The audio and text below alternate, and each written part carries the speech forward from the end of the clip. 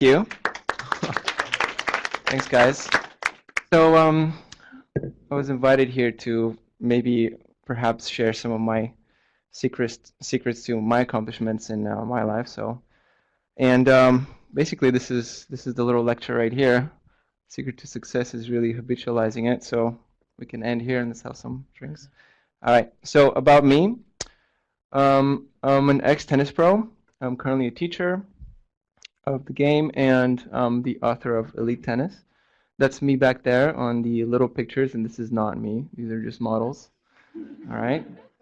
So that's about me. So my goal for today is going to be to see if I can draw some parallels between what I've done and maybe what you guys are trying to do in your life. That's going to be, my goal, and we'll see how far we get with that. So I do have one request because I'm not really a trained speaker, so I would like this to be more of a conversation.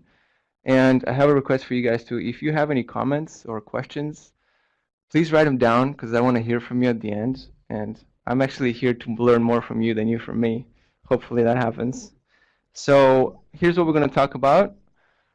What you want to do, what it takes to do it, and how to do it. All right, and it obviously is different for everybody. Two things I want to touch on with this is I want to talk about a little bit about passion and your major goals. So passion, the biggest point I want to make here is that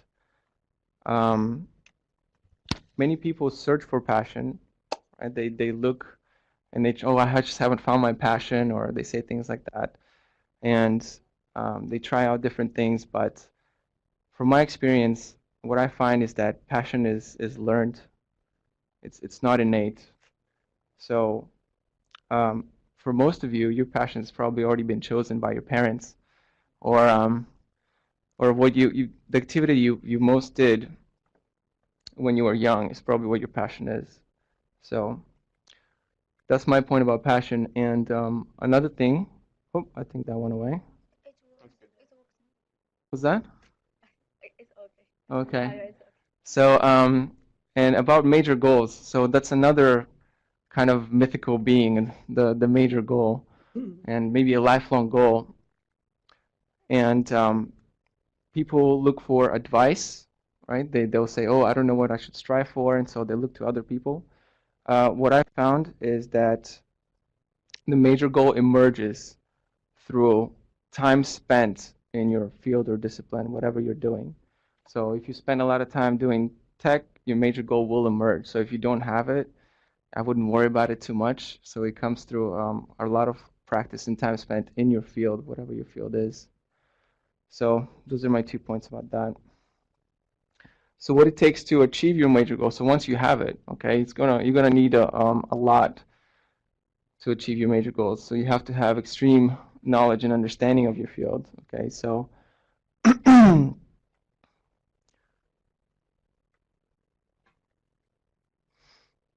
you're gonna need the perseverance and commitment. So you have to be able to prioritize it. So whatever you're doing, it needs to be your priority. And you need to have an edge. So this is interesting. Okay, so what is an edge? You guys might say, well, it's something that you monopolize. Okay, it's something that you only possess, only you as an individual. So not your team, not your company. Okay, just you. So let me give you an example in tennis. Who here knows who Roger Federer is? All right, that's good. Oh, you guys don't know Roger Federer? No? Okay. Well, the equivalent of Tiger Woods. I didn't see you raise your hand. Okay, so he has an edge, and some people may argue that it's more than just one. But every really successful tennis player has his edge. If you guys are wondering, it's his great haircut. But you have to have something that you're better at than every single other person in the world. So let's say you're in sales, for example, and you just happen to have the best, suit in the world, okay? So, and you're the most presentable salesperson out there, and that is your edge, and you're going to use that to your advantage. Let's say you are a great, programmer or designer, and you also happen to be a livid Giants fan, you're the best, programmer who's also a huge Giants fan. So you're going to go to Giants games, you're going to use that, you're going to leverage your advantage and your edge. So you need an edge, and I think that point is missed sometimes. And I don't know actually how much of this you guys already know, how much is elementary and how much is new. That's why I want to hear from you later, because I'm interested in this kind of stuff, right? I want to hear from you. And the last thing is the sacrifice. The biggest point about sacrifice is that it's not immediately apparent. So whenever you embark on your path, when you look back, you will see how much you've sacrificed. And you won't really know until it hits you.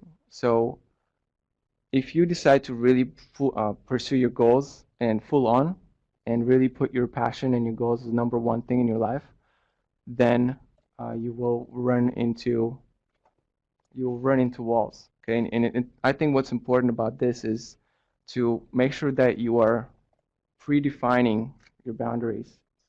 So sometimes your passion might carry you too far, right? Too far for comfort. Perhaps your family will disapprove, or your friends, or you might lose some type of relationship. Okay, maybe the monetary cost is too great.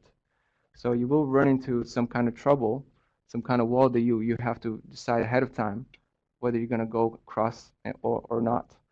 So I think it's really important to define your boundaries when you're trying to pursue your life goal here. All right, so this is Federer. If you guys still don't know, he's flipping some Swiss candy over there, or I think chocolates. So this is the Pareto distribution. Now, you guys are probably familiar with it. I don't know if you are. It's found in everything in nature, and it's very true for competition. So I put this on there to give you guys a little bit of visualization as to how big some fields are out there. So tennis was my field, right? So if we take this scale, if we take this graph and we scale it down to millimeter size, so let's say these are millimeters, okay? And these are people, and think about how hard it is to be the best one out of 10 people, okay? So it's very hard to be the best one out of 10 people. But imagine now 10 more, and you happen to be better than the person who's the best out of the other 10, okay? So it's this is really, so if you take it down to about this big, okay, so it's millimeter size, there are 1.2 billion people who play tennis in the world, okay? At least I know. It's the fourth most popular sport. It's right behind soccer, cricket, and I know, and hockey. You wouldn't think it, right? Maybe you think basketball or something, but so tennis is the fourth most popular, 1.2 billion people. And if we take this, again, I'm not saying this for a third time, but if we take it this big, it will not just, the scale will not just go out the window, it will go halfway across the country. So that's how many people play tennis. So imagine being Roger Federer and being the number one. And the reason it's only like this is because only very top few, okay, the top 100 or so in the sport really reap the benefits. I mean, most of you probably only know of Roger Federer, maybe one or two, maybe Rafael Nadal or something like that.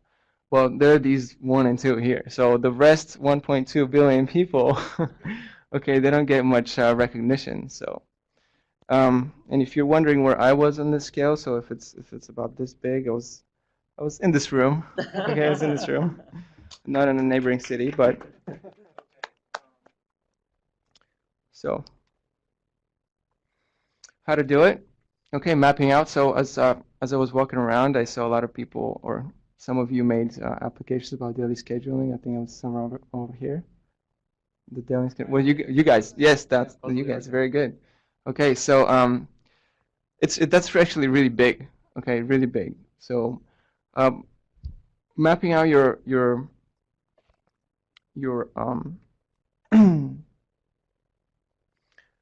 your time is going to be key, and you have to do it ahead of time. You have to think through all the steps and all that's going to be required. You have to factor in your monetary costs, your support that you might need.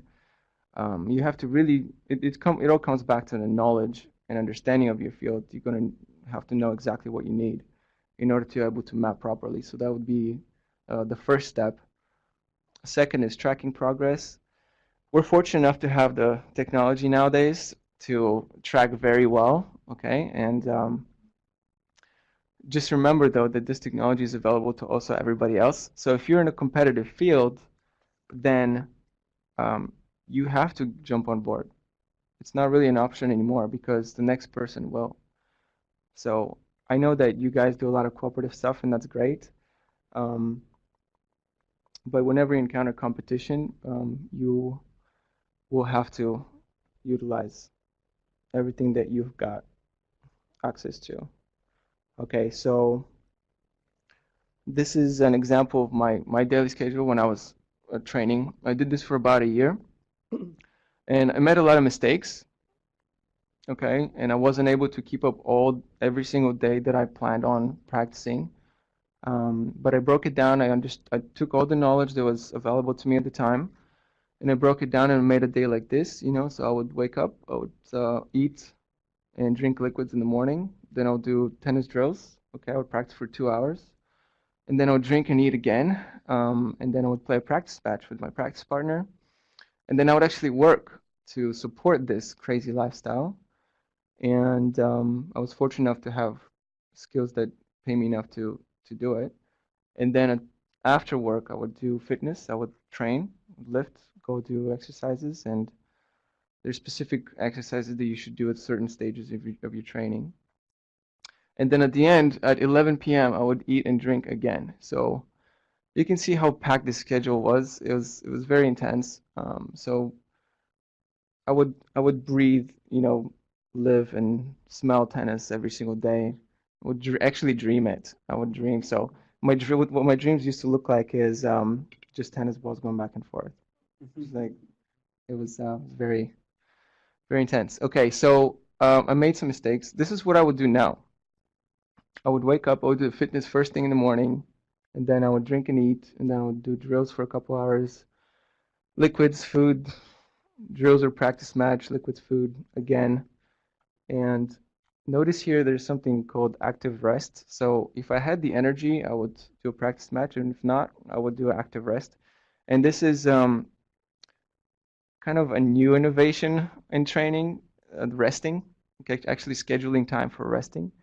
And you are basically not allowed to do much except watch your favorite show or something like that. Okay, so you have to plan for it. And then food and liquids, and I'm done at 8:30 p.m. instead of 11:30. Now, what's missing from there? All right, yeah, that's right. So we're going back to sacrifice, right? Okay, so if you're not able to do this, you're not really putting in the optimum work. Okay, so I would cut out work. Now, where am I going to get the money to support my lifestyle? But that's a complicated question, right? Maybe we need to get some ideas. But so if you're looking to do something great, then you have to go all out, and by all means necessary.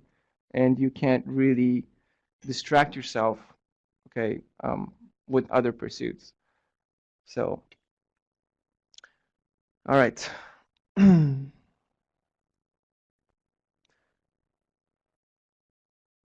So I have some principles. One is starting young. So this one's a tough one, right? Because we're in our 20s, some of us, right? And some of us I'm in my 30s now. So if you try a new pursuit, if you embark on something new, you have to know that you're already at disadvantage because there are people that have already done this for 15 years, okay? And you're starting now.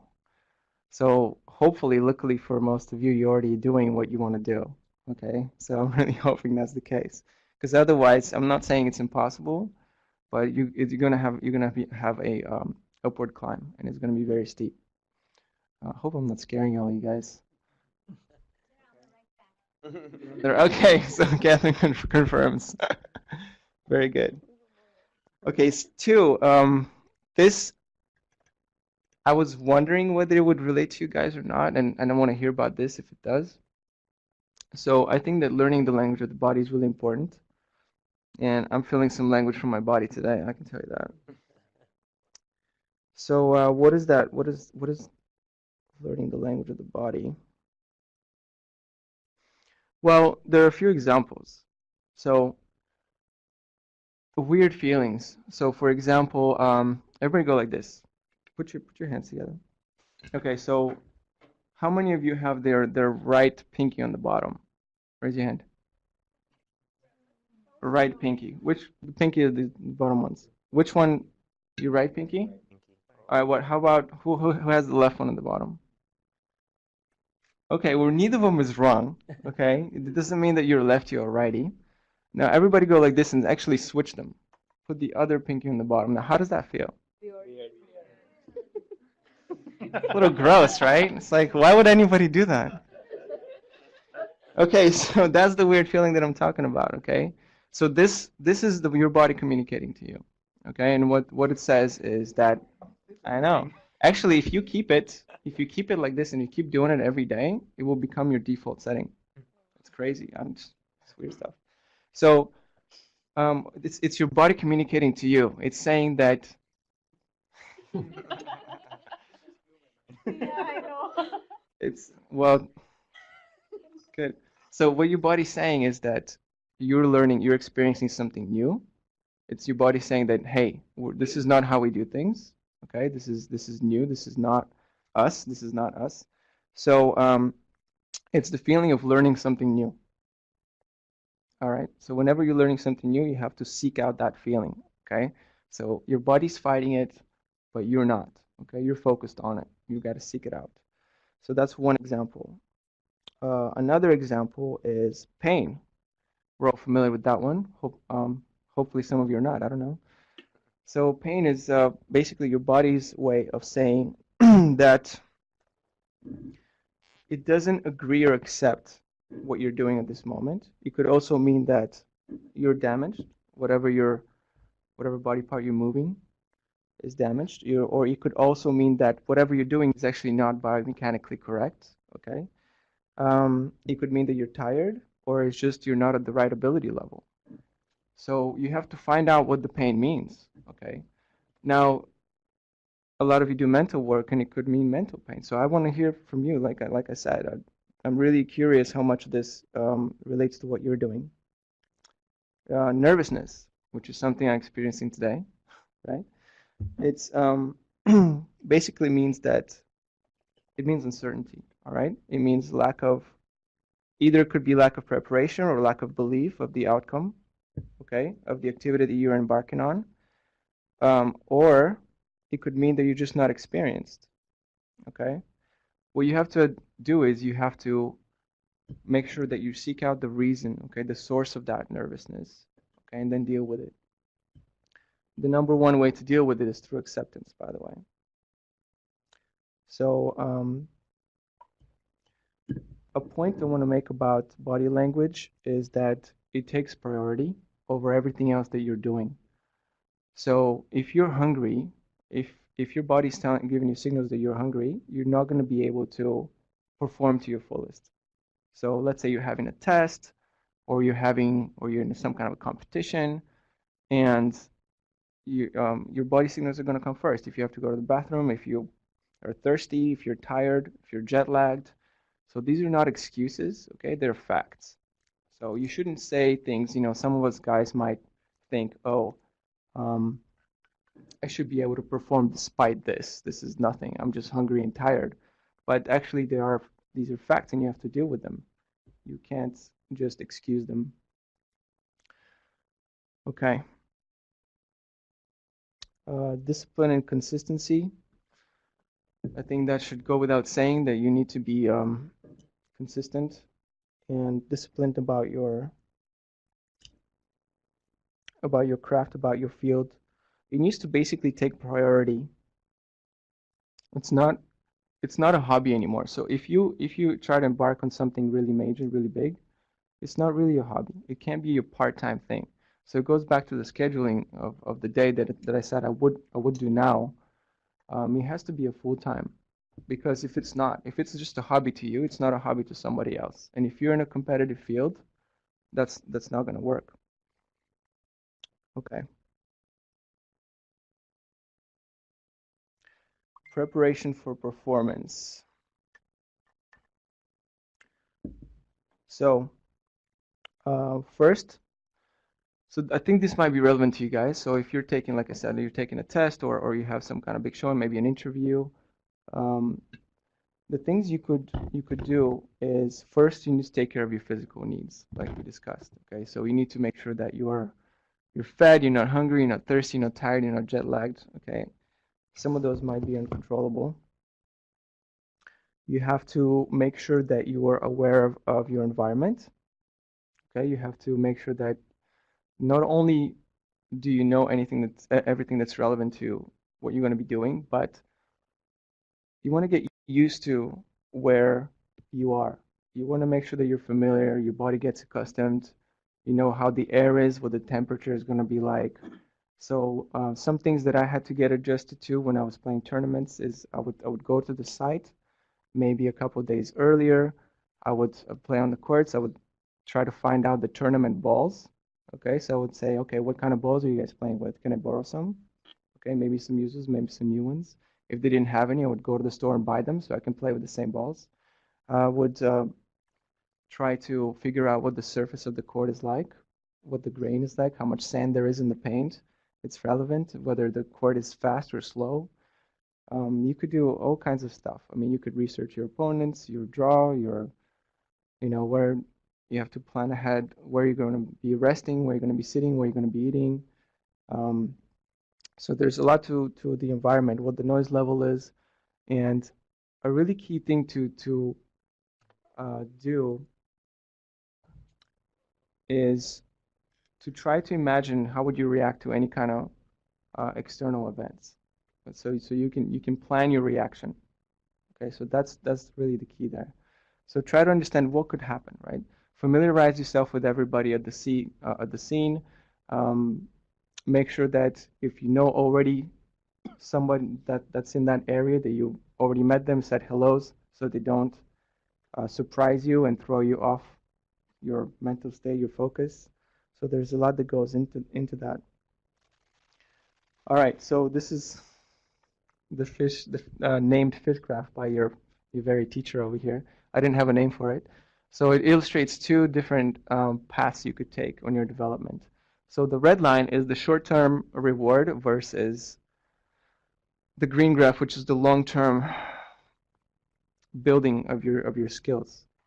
Okay, so let's say that I can describe exactly what these paths mean in tennis, but in other fields, I don't know exactly what will constitute each graph, but I could imagine, for example, maybe if you're in sales, to do something that's perhaps questionable and very short-term related, but it stumps your growth as a salesman, right? You don't actually develop the skills, but you kind of go around to get some short-term success. Okay, perhaps you pay a company to give you 1,000,000 leads or something like that, but you don't actually develop as a salesman. Okay, or let's say I don't know how much it applies. I'm just throwing things out. So let's say you're a programmer and you just copy a bunch of already pre-done work, and you don't actually. I don't know how you guys do this. I heard that Google is a very good tool. Um, I'm not in. I don't know much about this, but okay. But if the green line is one where you don't get any meaningful success at first, but you really dig down and understand how everything works. And once you've built up the skills, you actually surpassed the copy and paste. Okay, so again, I don't know. Maybe that's how maybe you could be a green line copy and paster. Okay, I don't know. Okay, so confidence graph. Okay, so this is really really interesting to me anyways. I've experienced it pretty much in every single thing that I've done in my entire life. It applies more to competitive environments than singular pursuits where it doesn't involve other people. So basically, when you first start an activity or a pursuit, you will experience a confidence spike. Let's say you're starting to play piano or something, or maybe that's not very competitive, but badminton, I don't know, bowling. And bowling is a good example. Okay, so maybe you bowl and then you get, what are they, 2 strikes in a row, and you think, oh, I'm a naturally born bowler. Okay, so you spike up. Okay, but then there's an event. that will crash you down, right? Let's say you try to do it again and it doesn't work. Oh, one gutter ball, no big deal, right? You're still here. Okay. Oh, well, I'm not as good as I thought. I'm not a genius, but I still, next one will be a strike. So, second gutter ball, okay. Third, fourth. So you realize that there's a lot more that you're going to be learning. So if you stick with the activity, right? If you stick along, even though your confidence is falling, you're actually improving, okay? And at one point, you are going to hit rock bottom, all right? It hurts, okay? But then if you come out of it, it's going to be a steady climb from there on. And you can experience this multiple times, but if you're aware of it, it will help you. It will help you go through it. Okay, real quick, lessons from the tour. So the biggest things that I learned, one is to walk on sidewalks. Okay, so this kind of may be funny, but I'll explain. I was training with this guy, and we were walking to a tournament site, and he said, "What are you doing?" And I said, "Well, I'm just walking to the tournament site." "You walking through the dirt?" I'm like, yeah. I grew up in a third world country. Like, I'm fine with dirt." But then he said, "Look, how silly would you feel if you stepped in a hole, right, or a little soft patch, twisted your ankle, and then goes your tournament?" I thought he was silly for going around the sidewalk, but he made me look silly, right, for walking through the dirt and exposed rocks. So, which takes me to risk management. It's okay to do risky stuff, but you need to manage it. Okay, so you need to make sure that you know what you're getting into. Make conversation, so networking, right? This is I didn't know that it applies to tennis as well, but I was in Australia. I was trying to board somewhere. I didn't really have a lot of money for hotels and stuff like that. So I met a lot of people. I got housed. I met the Romanian Davis Cup coach there, and so it's really because you never know who you're talking to. It could be the next person that's going to sponsor your project. It could be somebody that could help you later on. It could be somebody who could just have a good time with and relate. Okay, so don't excuse, but adapt. Okay, so don't blame external obstacles about what's happening to you or with you, but you need to navigate through them. You have to have an attitude of immediate adjustment. So when you run into a wall, you need to think, what can I do from here? Okay, it does you no good to dwell into in your problems. You need to immediately convert to problem solving. So pay attention, review, and take notes. Okay, because I know that I forget a lot of stuff. So I take notes about things that I think are really important. And again, draw statistics and learn from the data that you're collecting. Okay, so by tracking your progress. Be informed. This is kind of a good one. So you need to understand your options, your rules, your environment. Getting caught uninformed may cause you emotional imbalance. It could cost you. It could cost you in many ways. It could cost you monetarily. You need to plan your response to regulatory changes or hire somebody to be informed for you. So, for example, all the top tennis players, they're not informed. They hire people to be informed for them. You don't want to be caught in a situation where you're doing something against the rules or regulations of your field and have that detract from your performance, from what you're trying to do. And lastly, be professional. Okay, this is pretty big. It's going to build your character. It's going to test your honesty. Okay, it's going to test your ability to stick to your plans. You have to understand that in most of these fields, there's a lot of money involved and people's livelihoods are often on the line. So you have to be cognizant of that. And that you're not really entitled to anything. That's, at least I wasn't, okay? You're not entitled. So you have to understand everybody's reasons to be there and what their motivation is. And that knowledge will help you maneuver through the professional world. Another point is that you have to understand the incentives. So what is everybody incentive? What is the incentive to do each one activity? So I thought that was really, really helpful. And in conclusion, guys, I want to get to questions and answers. Um, uh, Number one is be happy. Okay, so and the way I found to be happy is for me it's the pursuit of mastery. Okay, it could be different for all of you, but I found happiness there is when you have a long-term goal and when you're striving for it, nothing really else matters. Any negativity from sacrifices or anything like that that comes in the way gets pushed off and just slides off like water on a freshly um, waxed car. Okay, so it will help you and learn what it takes to achieve your goals, learn how to do it, and be a pro about it. And that's it. All right, I want to hear from you. Thank you. Anybody have any comments, questions, concerns, observations about? Oh, you're still doing this? Yeah, I hope you don't mind if I steal that. No, you can definitely take it. There's the body is a crazy amazing thing. I could show you some other stuff later if you want, because I will be I'll be around here for a little bit if you guys want to chat or ask me anything. But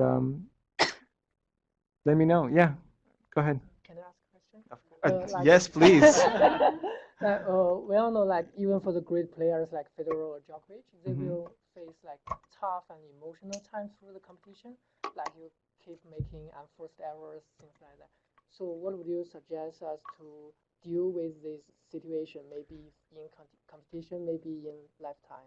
Great. So emotional stability. Okay, so I said that happiness is kind of the main motivator, which is an emotion, which is kind of interesting, ironic, but you need to actually have emotional stability.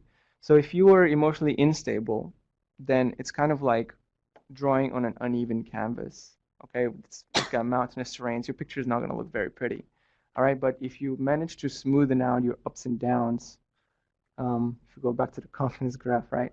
You have some ups and downs. If you manage to smoothen those out, then your performance will improve. So you need to basically treat wins and losses the same. You need to treat mistakes and successes the same. They're not really relevant.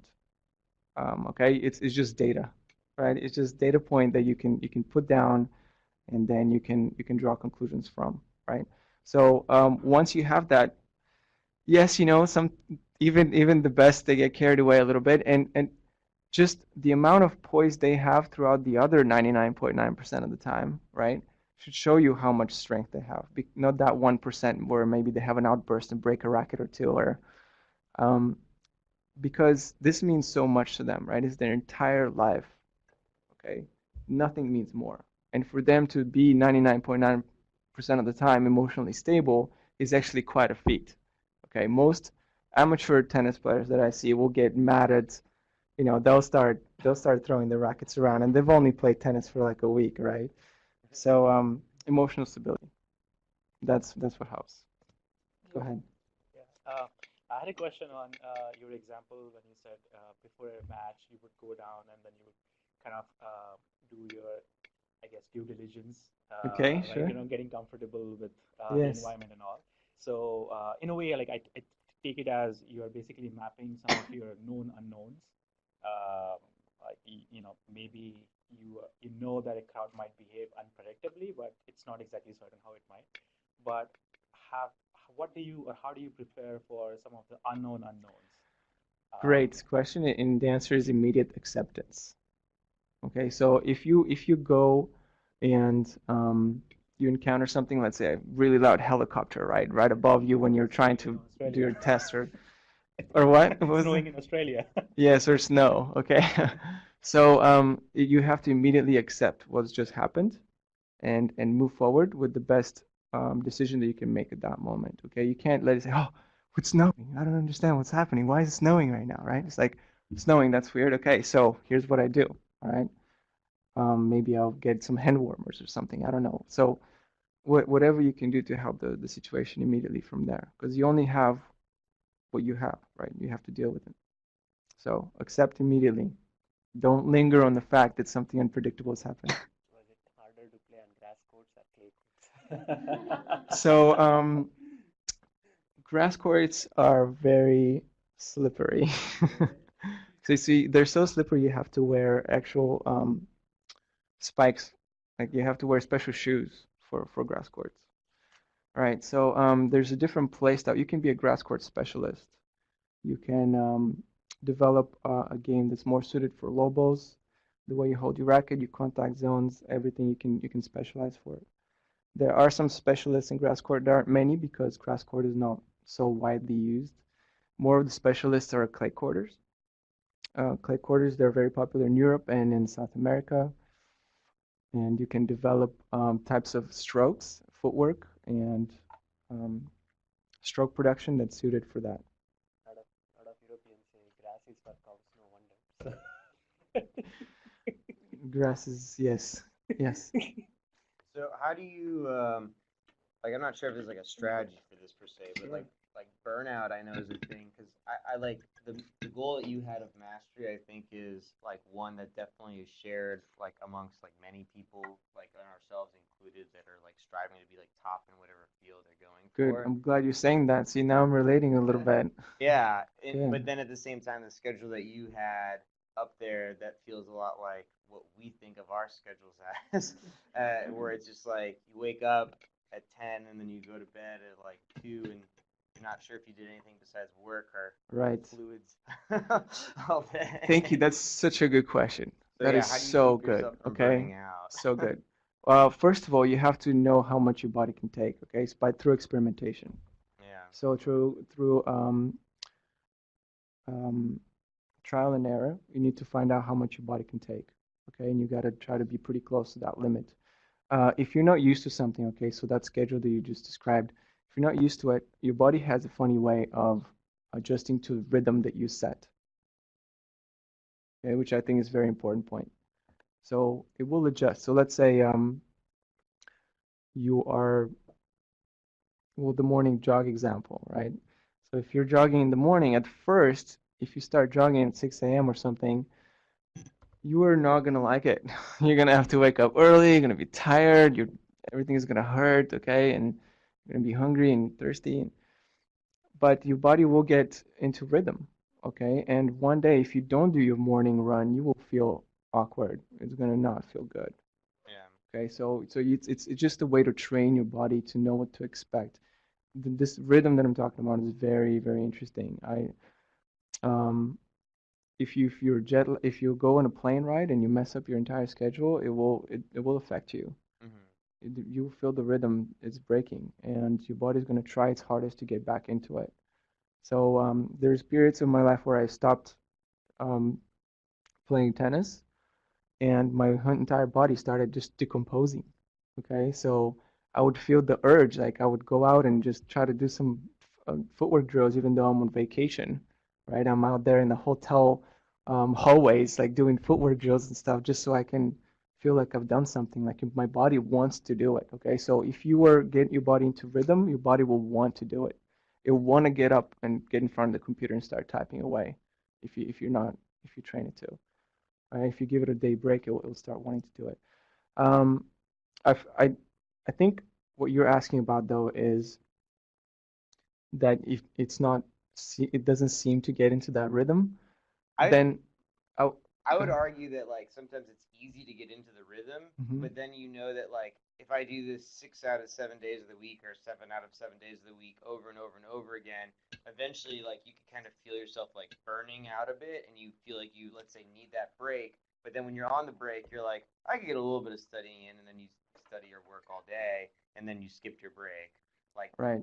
So that's if you do whatever you're doing enough, it's gonna feel like breathing and walking, yeah. right? So when I'm on a tennis court at the moment, if well, I teach, so but it doesn't feel like anything to me, okay? It doesn't feel like I'm burnt out or that I'm energetic or anything like that. It just feels like I'm breathing. I don't notice it, okay? I don't think much of it. Um, and most of the time, I'm not even conscious of it. Okay. All right. Any last words? Yes. I have another question, actually two questions. Okay. So, Real quick. I think we have 1 minute. Go ahead. the first question was, when you're in that low point, it's easy to look back and say that these are the things you did right. But what would you do to keep yourself motivated? when you're at rock bottom, Yeah. you got nothing to lose.